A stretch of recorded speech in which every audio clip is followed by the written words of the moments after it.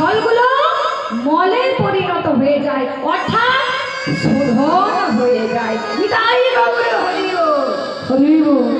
আর শোধন করা বীজ বাবা যেখানে পড়বে সেখানে তো সোনার ফসল ফলবেই ফলবে, তাই তো? ওরে বলো, এই কৃষ্ণ নাম হচ্ছে শোধন করা বীজের। গুরুদেব কৃপা করে যখন আমাদের কর্ণে কৃষ্ণ নাম দান করেন বাবা, যখন আমাদের কর্ণে কৃষ্ণ নাম দেন, সে কৃষ্ণ নাম জপ করতে করতে যদি কোনো ভক্তের দুটি নয়নে অশ্রু বিগলিত হয়, সেদিন জানবেন আপনার কৃষ্ণ নামটা শোধন হয়ে গেছে।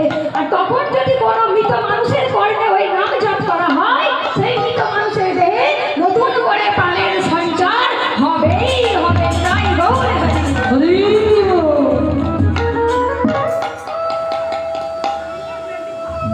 তাই কি বলছে? ওরে আমার গৌর বিদ্যুতের মহিমা হবে এমন, পার্থিব জগতের বিদ্যুৎ চমক দিলে মানুষের প্রাণীর জীবের প্রাণ চলে যায়, কিন্তু আমার গৌর বিদ্যুৎ যদি একবার কোনো ভাগ্যবান বাবা ও ভাগ্যবতী এই আকাশে একটিবার চমক দেয়, প্রাণ কেড়ে নেয় না, নতুন করে প্রাণের সঞ্চার হয়। তাই তো আজকে নবদ্বীপ মাঝে আজকে হরিনামের হাট বসেছে বাবা, হরিনামের বন্যা হয়ে যাচ্ছে, তাই তো? হরিবল।